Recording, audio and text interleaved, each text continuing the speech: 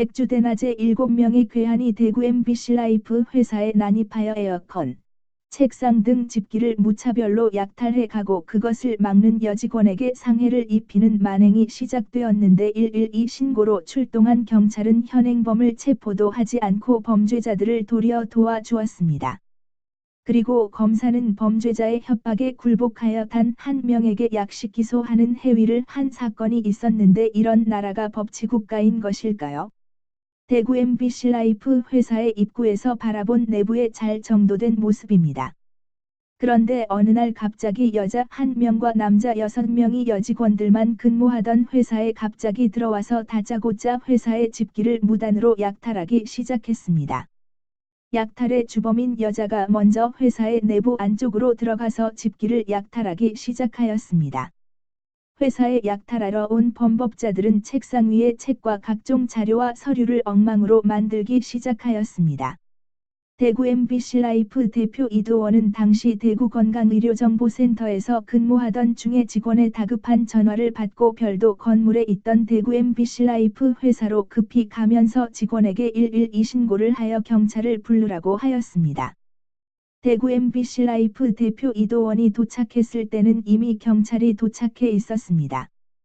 그리고 경찰에게 본인이 직원에게 전화를 받고 왔는데 현재 당사에 무단 침입하여 약탈하는 범죄자들은 현행범이니 모두 체포하라고 하였습니다. 본인의 요구에 경찰은 범죄자들을 체포하는 것이 아니라 밖으로 나가라고 하는 황당한 행위를 하였습니다. 그런데 여직원 1명이 범법자들의 행위를 저지하다 상해를 입고 소파에 기대고 있었습니다. 본인이 경찰에게 직원이 상해를 입은 모습을 이야기하였고 경찰은 119에 신고하여 상해를 입은 여직원을 병원으로 호송하였습니다. 여직원이 119 구급대에 의해 병원으로 호송되고 난 직후 대구 MBC 라이프와 공동사업을 10여 년 동안 하면서도 단 한 번도 대구 MBC 라이프에 찾아오지 않았던 대구 MBC의 담당 국장이 약탈 현장에 나타났고 그 국장은 약탈 범죄자의 주범인 여자와 아는 사이였습니다. 그리고 대구 MBC 국장은 본인에게 이야기를 하자고 하면서 본인의 집무실로 같이 들어갔습니다. 약 40여 분 동안 이야기를 하면서 어떻게 방문하였는지 국장에게 물어보니 국장은 주범의 연락을 받고 와서 1층에 있다가 올라왔다고 하였습니다. 하여 본인은 밖에 상황 정리를 해야 된다고 국장에게 일단 돌아가라고 하고 밖으로 나왔습니다. 사무 공간으로 나와 보니 범죄자와 경찰들은 환담을 하고 있었고 회의용 원탁 등을 밖으로 옮기기 위해 회사의 출입문 근처에 가져다 놓은 것을 목격하였습니다. 사건 발생 이후 직원들이 증거 수집을 위해 사진 촬영한 내용을 보니 에어컨이 설치된 것을 풀고 있는 장면이 있었습니다. 그리고 신원불상의 괴한이 에어컨을 밖으로 반출하는 장면이 촬영되어 있었습니다. 또한 다른 괴한들이 책상, 응접 세트, 원탁 회의용 탁자, 의자 등 무차별로 약탈해 나가 100평이 되는 사무실에는 책장에 있는 책 수천 권 외에는 아무것도 없었습니다. 범죄자들이 책상, 의자 등을 약탈해 가고 책상 위에 있던 컴퓨터와 서류 등을 바닥에 내려놓아 두었습니다. 범죄자의 주범은 직원 휴게실에 있던 집기 등을 임으로 드러내는 장면도 포착되어 촬영이 되어 있었습니다. 그런데 정말 기가 막히는 것은 직원이 약탈 현장을 촬영하는 것을 보고는 주범이 승리의 V자로 포즈를 취하고 있는 것이었습니다. 본인은 대구 MBC 국장과 이야하는 사이에 그런 일이 벌어진 것을 모르고 경찰에게 모두 특수절도와 특수폭행이니 전부 체포하라고 하였습니다.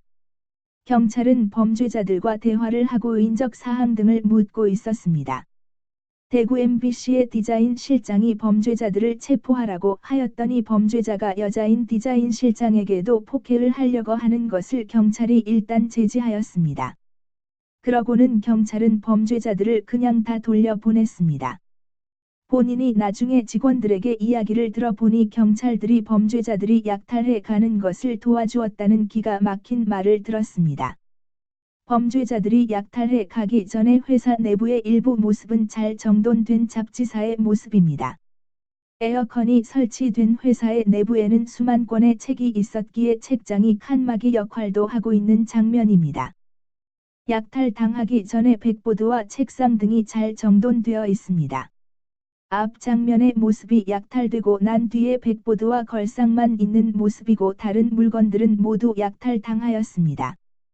범죄자들이 약탈하고 간 뒤의 모습은 의자 몇 개와 프린트기와 키보드 정도가 남아 있었습니다. 책장에 수만 권의 책은 그대로 두고 사무실에는 남아있는 것이 거의 없는 상태였습니다. 범죄들에 의해 약탈을 당하고 난 이후의 회사의 다른 장소의 모습입니다. 컴퓨터, 에어컨 등을 약탈해 가고 나니 전기 콘센트 등만 땅바닥에 뒹굴고 있는 이런 약탈이 대한민국 백준의 낮에 일어났습니다. 범죄자들이 약탈을 하고 경찰이 돌려보낸 시간이 오후 3시 30분이었습니다. 지금도 경찰은 왜 현행범들을 체포하지 않고 그냥 돌려보낸 것이 도저히 이해가 되지 않습니다. 약탈을 당한 대구 MBC라이프 회사는 대구 남부경찰서로부터 200m 정도 밖에 안 되는 거리에 있었는데 경찰서의 형사들에게 연락해서 현행범인 7명을 체포해야 되는 것이 정당한 법 집행일 것인데 당시 출동한 경찰은 어떤 이유가 있었기에 아무런 조치를 하지 않고 그냥 가버린 것인지 지금도 의문입니다. 피의자는 검찰에서 대질조사 후에 피해자가 돌아가고 난 이후 피의자 조서를 1시간 30분 동안 새로 고쳤습니다. 검찰은 피의자가 대질조사 시 조서를 작성하였는데 피해자를 보내고 피의자가 조서를 변경하게 한 것은 형평성을 훼손한 행위입니다. 이런 일이 있고 난 후 피의자는 검사가 요청한 지문 채취를 거부하였습니다. 검사는 범법자에 대한 지문 채취도 하지 못할 정도가 되면 분명 문제가 있는 것이 아닐까요? 검사가 범법자에 대한 지문 채취를 못하자 고소인과 다른 피의자와 검사실의 직원들에게 피의자가 다음에 지문 채취에 응한다고 하는 말을 들었지요. 라고 하는 황당한 행위를 하였습니다. 검사가 피의자에게 이렇게 굴복하는 것은 도대체 어떻게 이해해야 되는 것입니까? 다른 범죄 피의자에게도 이렇게 하는지 정말 궁금합니다. 피의자는 다시 검사실을 찾아와서는 피의자가 상해를 입힌 범행 당시의 시간을 확인하기 위해 검사가 119에 공문을 보내 출동한 시간을 막무가내로 요구하여 검사가 협조 요청을 하겠다고 하니 피의자는 검찰청 직원들이 피의자에게 협조하지 않는다고 화를 내고 수사기록에 대해 검사는 피의자가 제출한 자료가 한 장이라도 없어지면 그것을 트지잡아 검사를 고소, 진정할 것을 우려하여 검사는 피의자가 제출한 자료에 간인을 하라고 하였고 피의자는 일부만 하고 나머지는 간인을 하지 않고 피의자가 제출한 자료가 없어져도 괜찮다고 화를 내었습니다. 그리고 지난 조사 때 피의자의 지문을 채취하지 못한 것을 이후에 지문 채취에 협조해 달라고 애원하였으나 피의자는 화를 내면서 지문 채취를 거부하고는 피의자 자신이 무슨 죄로 지문을 찍느냐고 검사를 협박하였고 검사가 거짓말 탐지기 조사를 해달라고 하자 묵살하고 검찰총장에게 검사와 계장을 편파 수사를 한다고 진정하겠다고 협박하였습니다.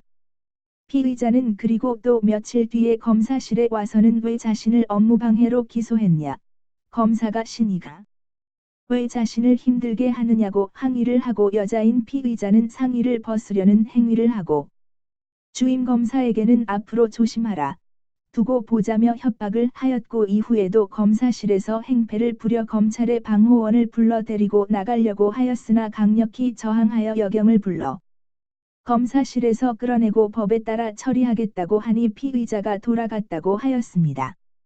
결국 검사는 범죄 주범의 협박에 굴복당하는 정말 기가 막히는 일이 벌어졌습니다. 그 결과 특수절도, 특수폭행 등의 사건을 단순 업무방해로 벌금 70만 원에 약식 기소하고 나머지 범법자들은 전부 무죄를 하였고 백주대 낮에 약탈당한 물건은 단 한 점도 회수하지 못했습니다. 피의자는 이후 정식 재판을 청구하였습니다. 재판의 결과는 단순 업무방해로 유죄가 선고되었습니다. 하지만 범죄 사실은 실체적 진실을 적시하지 않았습니다. 다만 정확한 것은 괴한 5에서 6명과 피의자가 대구 MBC라이프 사무실에 임으로 들어와서 집기를 반출한 사실을 적시하였습니다. 그리고 피해자인 이도원에게 피의자가 욕설을 하였다고 적시되어 있습니다. 그런데 이후 피해자인 이도원이 도리어 피의자에게 역으로 고소를 당하고 검사는 경찰이 무혐의라고 하는데도 지휘서신을 통해 이도원을 무조건 기소 의견으로 송치하라고 지휘하였습니다. 이 부분은 다음 편에 소개하겠습니다. 피의자는 1심에서 패소하자 항소를 하였고 판결은 기각되었습니다. 그런데 2심 재판부가 적시한 판단도 실체적 사실과 틀리고 상식에도 반하는 내용으로 되어 있었습니다. 피의자가 강탈한 물품이 무상으로 대여한 물품이라고 하였는데 에어컨 등을 무상으로 대여받아 설치하는 경우는 없습니다. 그리고 책상, 의자 등 사무집기를 피의자가 소유하고 있다가 대여했다고 한다면 피의자는 그 많은 사무집기를 어디에 보관하고 있었다는 것이고, 장사하는 피의자가 수십 점의 사무집기를 가지고 있었다는 것 자체가 성립이 되지 않는 것입니다.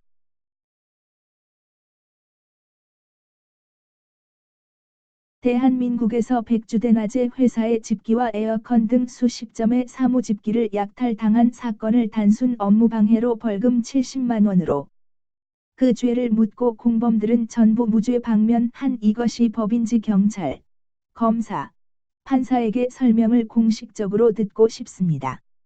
앞으로 범법행위를 하고 검사를 협박하고 하면 죄가 가벼워지는 것을 알았으니 이 영상을 보시는 분들은 혹여 검사에게 불려가면 검사에게 협박을 하시는 것이 현명한 행동이라고 생각이 듭니다. 특수절도, 특수상해를 저지른 범법자들에게 단순 업무방해로 단 한 명에게 벌금 70만 원으로 처분한 이 나라의 검사, 판사는 부처님, 예수님, 공자님 같은 성인의 마음을 가지고 있는 것 같습니다. 앞으로는 성인과 같은 검사와 판사에 대해 이 나라의 국민들은 언제나 존경의 마음으로 대해야 하는 거 아니겠습니까? 이것이 과연 대한민국의 법치입니까? 여러분은 어떻게 생각하십니까? 역사적으로 국가가 망할 때에는 반드시 국가와 국민을 배신한 관료들이 있었기 때문입니다. 공무원의 비리와 갑질은 국가와 국민을 망하게 하는 것이다. 여러분이 구독과 좋아요를 눌러주시는 것은 제가 다시 검사들에게 당하지 않게 도와주시는 것입니다.